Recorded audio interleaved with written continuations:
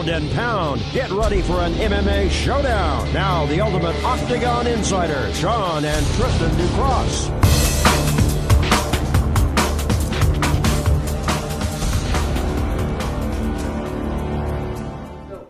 What's up, everybody? Welcome to the Ducross Brothers, the Sports Warriors. I'm Tristan Ducross, and on my side, as always, is my partner in crime, the one and only Sean Ducross. As you can clearly see, we have an MMA bobblehead right here. Dan Henderson's bobblehead. Dave mainly move up Rafael Carvalho versus Gegard Mousasi into the main event, and you're like, okay, I'm more intrigued about this because then you bump up MVP and David Rickles. Now you get into some interesting little stats or tidbits. Mousasi's been around the game for a while. This guy is a beast and a half. He's fought over 50 times. The guy has only lost 6 times. This guy has been and competed at the most highest levels. You look at him, 6-fight win streak coming in. The guy can box with the best of them. He can wrestle with the best of them. His jiu-jitsu is pretty good. Then you look at the beef between these two parties, and he's now taking shots at Carvalho and saying that, well, he's nothing more. He's an average fighter who has a title that he feels like he can take. Well, if you look at it and you say, well, the guy's ran off 6-0. Yeah, he hasn't fought some of the best middleweights in the world like Gegard Mousasi has. But at the same time, he's done stuff that Gegard Mousasi hasn't done. Yeah, Mousasi is the former Strikeforce champion, former Dream champion. He didn't win in the UFC. So there's that bridge of the gap that you look at a guy like Carvalho, who's defended his title at least 3 times in the past couple years. He's defended his title. So you transition into this fight and you're trying to see, well, where does this go? Many people are saying, look, Mousasi's got this in the bag. The odds say Mousasi has this in the bag. If you're going out there and you're looking to bet on this fight, you look at the odds. Mousasi, minus 360, according to betonline.ag. You're looking at that, and then you look at Carvalho, who's the champion. He's a plus 295. If you know Carvalho, you're like, yo, I'm going to put my money on him at a plus 250 because you're going to make your money back. That's my head at. I think that this pace is going to be at Carvalho's pace. Carvalho's going to use his height, use his reach, back it off, and be competitive. Gegard Mousasi thinks that in this fight, he's going to be the aggressor. He's going to be the guy that's going to be coming to Carvalho. But isn't it interesting when I hear Mousasi think that here he's going to be a guy that's going to be pushing the pace. But anybody that has watched Mousasi's fights, he's very calm, very diligent when he's inside that cage. Very much so. My issue with this is the fact that Carvalho always tends to move. He doesn't just sit back there and expect the fight to come to him, which is interesting because that's the polar opposite of what Gegard is saying about this fight.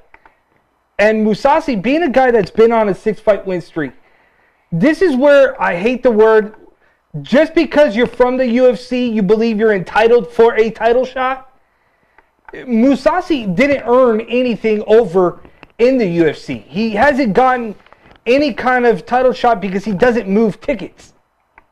He goes over to Bellator, and by name value and by being friends with Scott Coker, he immediately gets thrown out there and thrown into the limelight to get a title shot. If anybody saw that first fight against Shamalenko, it could have really gone either way in that decision. Shamalenko could have easily have won that fight on that scorecard, but they gave it to Mousasi, and I get it. Mousasi's coming over from the UFC. Judges are exactly who we think they are. They have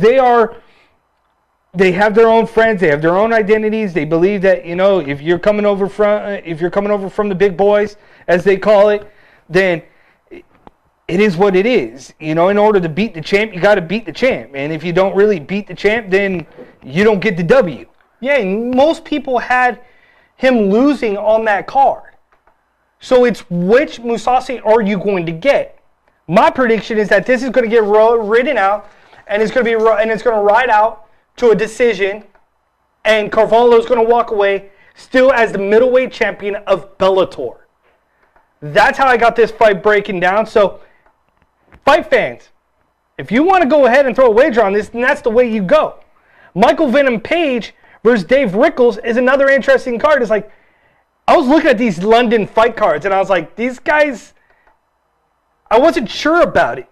But now it's like, okay, I get why. Friday night, Michael Venom Page takes on David Rickles. Everybody's like, finally, Michael Venom Page gets a fight. Gets a guy in there that's going to bring the leather. But wait, the last time somebody said that, it was Fernando Gonzalez. Fernando Gonzalez and him went to a decision. Fernando Gonzalez said that he was going to knock him out. Didn't happen. The thing, though, in that time frame is that when you look at what has now transpired between Michael Venom Page, is that he has transitioned more into boxing. Everybody's quick to assume that, oh, he's just too flashy. He's a guy that he's going to get caught when he fights a real fighter. But last time I checked, Michael Venom Page is a real fighter, Tristan. This guy is a 10-time world kickboxing champ. But wait, nobody gives him credit for that? This guy started competing at a very young age in kickboxing at the age of 5 years old. The guy is used to being competitive. He's a freestyle kickboxer who competed in tournaments. He fought karate tournaments. The guy signed a 15-fight contract with David Hayes Boxing Promotion, Ringmaker. See, a lot of people don't give credit where credit's due, because at the end of the day, it's the body of work that he brings into the octagon, because he's flashy, he's flamboyant. As long as you're a good fighter, you're a good fighter. Roy Jones Jr. did it best for years and was world champion after world champion after world champion. But it's weird now in this day and age in combat sports and in boxing that when you're developing a persona in combat sports and you take away from your technique or you take away from your fighting skills, it tends to draw the fans completely the other way, because all you think is, well, he's flashy. I just want to see him get knocked out. And that's kind of where people are right now with Venom Page. People were like that for years against Floyd Mayweather. Whether or not he handpicked his opponents, padded his stats, won over 50 fights, went undefeated. Everybody has their own opinion about whether or not you're as good as you think you are.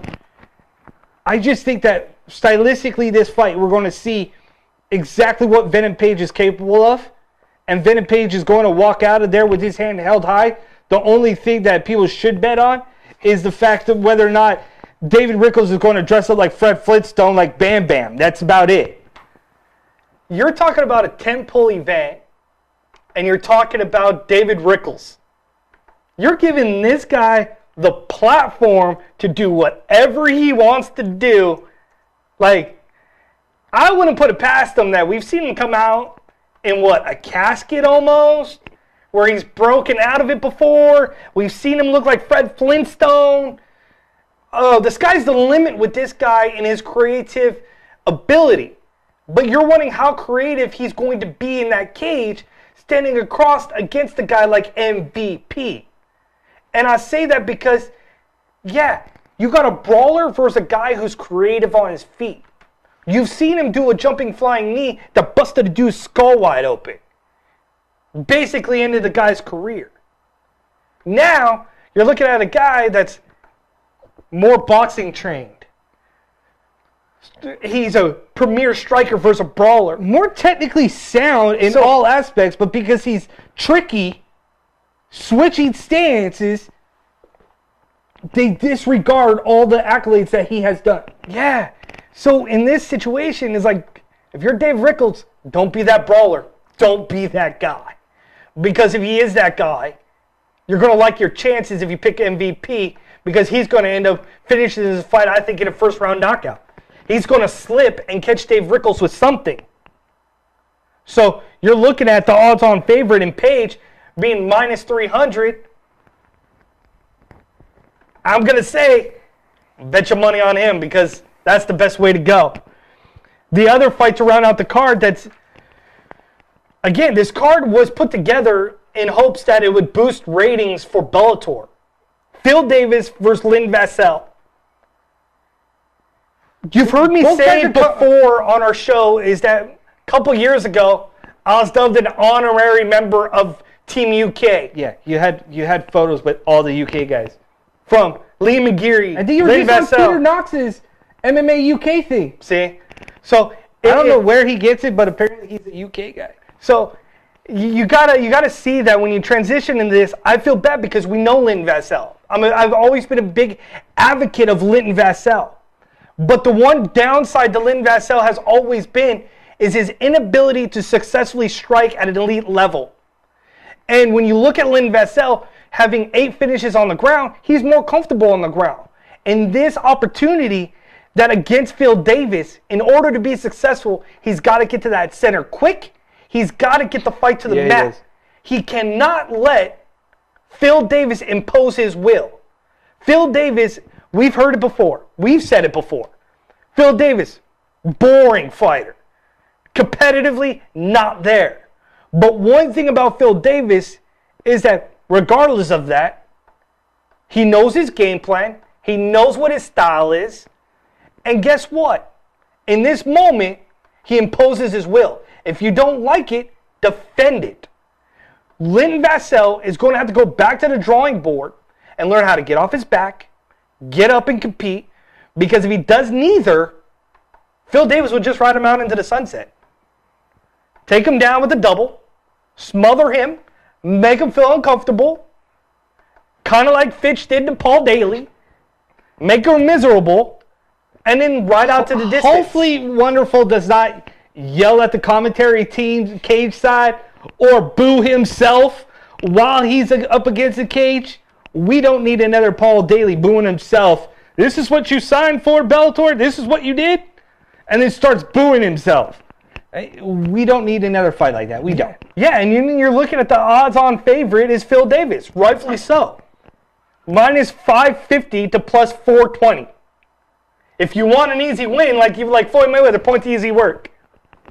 Whether you like it or not, Phil Davis is one of the hardest grapplers to defend.